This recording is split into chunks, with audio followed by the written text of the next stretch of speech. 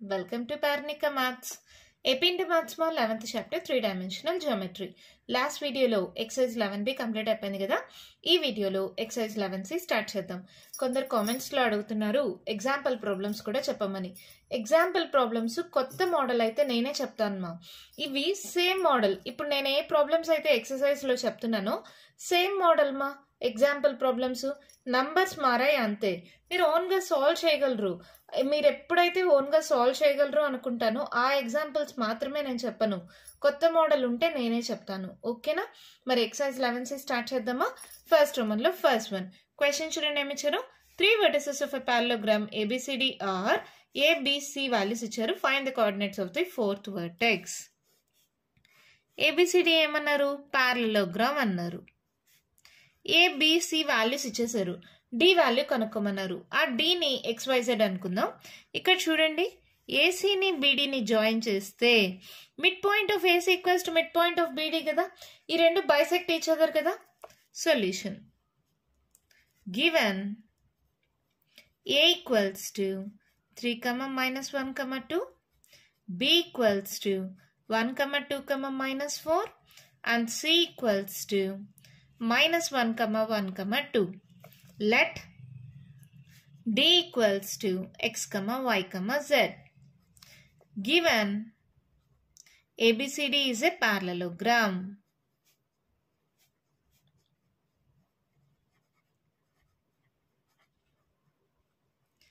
Therefore, diagonals bisect each other.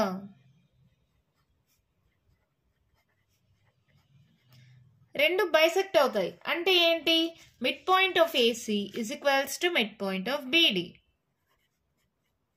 Mid point of AC is equals to mid point of beedi. ఓకేనమ్మా? Diagonals equal అవ్వవు ఇక్కడ. AC is not equals to beedi. కానీ ఎప్పుడైతే ఇది parallelogram అవుతుందో diagonals ఒకదాన్నొకటి bisect అవుతాయి. అంటే దీని యొక్క మిడ్ పాయింట్ దీని యొక్క మిడ్ పాయింట్ సేమ్ అవుతుంది. So mid point of AC equals to mid point of beedi. ఏకి సికి ఇది x1 y1 z1 అనుకోండి, ఇది x2 y2 z2 అనుకోండి. ఏంటి మా formula? x1 + x2/2 formula రాయాలా? x1 + x2/2 y1 + y2/2 z1 + z2/2 ఇది మా ఫార్ములా. ఓకేనా? ఈ ఫార్ములా ప్రకారం ఇదేమవుతుంది? 3 - 1/2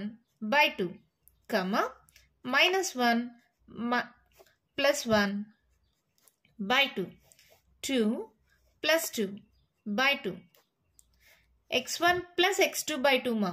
3 - 1/2 -1 + 1/2 2 + 2/2. ఓకేనా?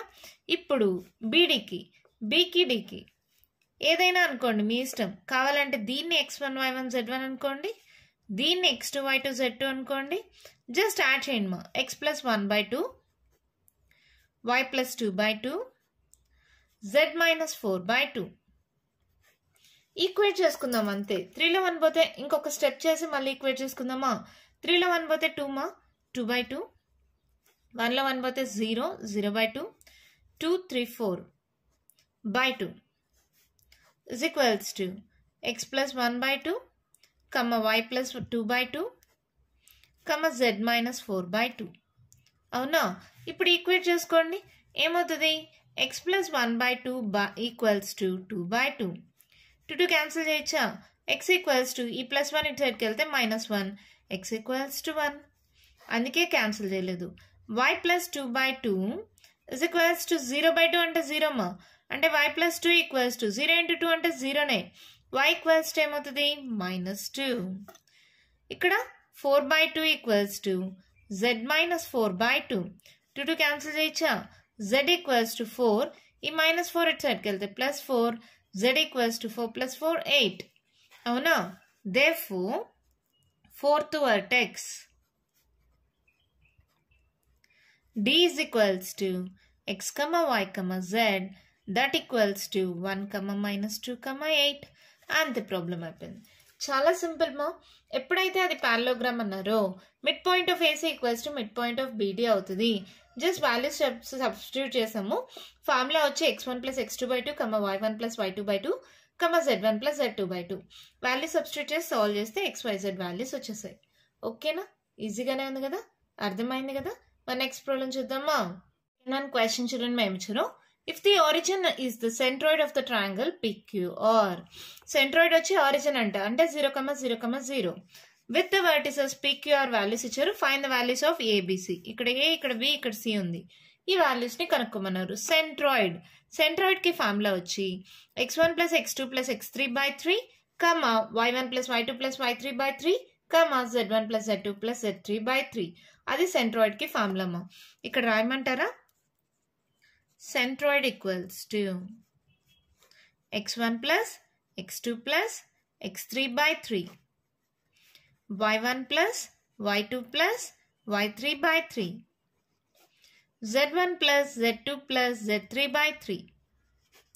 ఇది సెంట్రాయిడ్ యొక్క ఫార్ములా. మిడ్ పాయింట్ ఫార్ములా తెలుసు కదమ్మా. దీనికి x3లు y3లు z3లు యాడ్ అవుతాయి అంతే.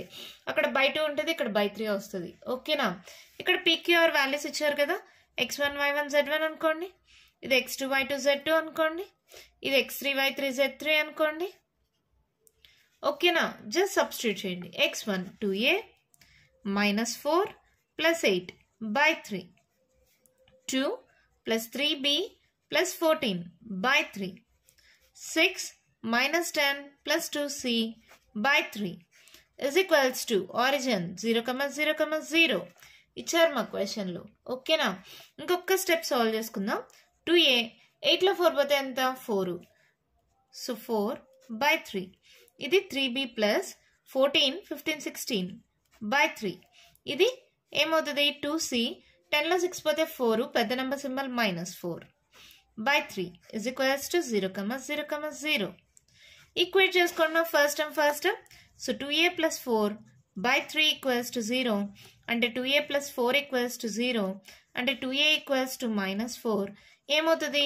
That implies a equals to 2 1s 2 2s, a equals to -2. ఓకేనా?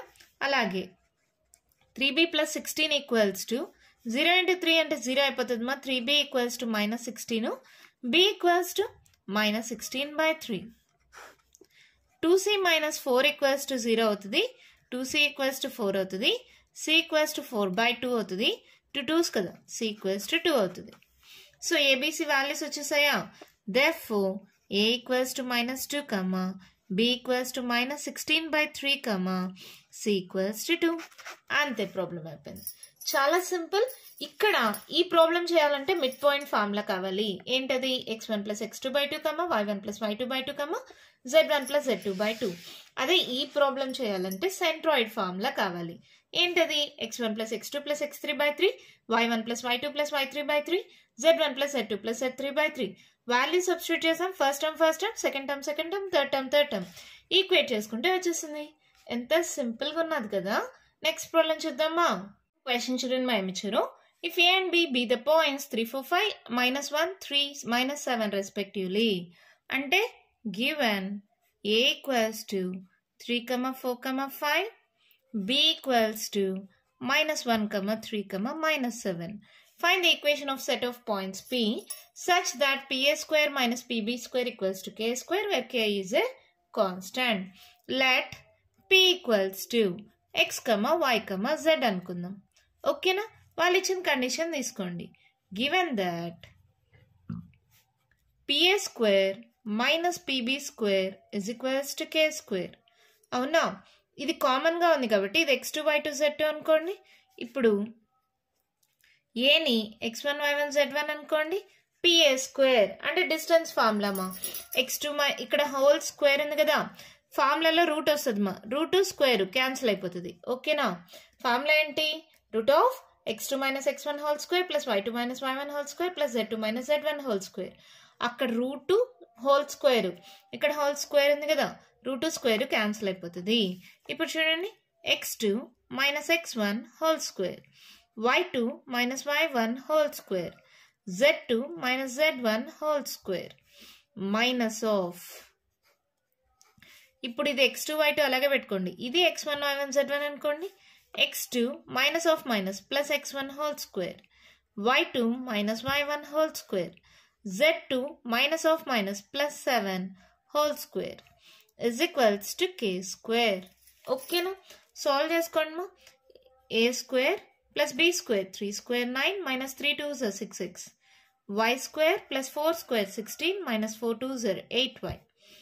Plus z square మళ్ళీ 5 square 25 minus 5 2s are 10z. Minus of x square plus 1 square 1 plus 2 1s are 2x. y square plus 3 square 9 minus 3 2s 6y. Plus z square plus 7 7s 49 plus 7 2s 14z is equals to k square. ఇప్పుడు bracket remove చేయండి, అన్నిటినీ మైనస్తో multiply చేయండి. X square plus y square plus z square ఆర్డర్లో రాసుకుంటున్నాను మా. తర్వాత minus 6x minus 8y minus 10z. So constants add చేద్దామా అలాగే రాద్దామా? ప్రస్తుతానికి అలాగే రాద్దాం, తర్వాత చూద్దాం. Plus 9 plus 16 plus 25. ఓకేనా? ఇంకా అన్ని మైనస్తో మల్టిప్లై చేయండి. Minus x square minus 1 minus 2x minus y square minus 9 plus 6y minus z square minus 49 minus 14z is equals to K square. అవునా? చూడండి, plus x square minus x square plus y square minus y square plus z square minus z square. ఇంకేమైనా cancel పోతాయా? Plus 9 minus 9. ఇంకమ్మా ఇంకేదన్నా values ఇంకేం పోవు కదా. X ఇక్కడ ఉంది, ఇక్కడ ఉంది 6 7 8 మైనస్ 8x. ఇక్కడ y ఉంది, ఇక్కడ y ఉంది. డిఫరెంట్ సింబల్, సో సబ్ట్రాక్ట్ చేయండి. 8లో 6 పోతే 2, పెద్ద number symbol minus 2 minus 2y minus 10z minus 14z. Same symbol add చేసుకోండి, మైనస్ 24z. ఇంకా కాన్స్టెంట్స్ ఇక్కడికితే ఈ రెండు ఉన్నాయి.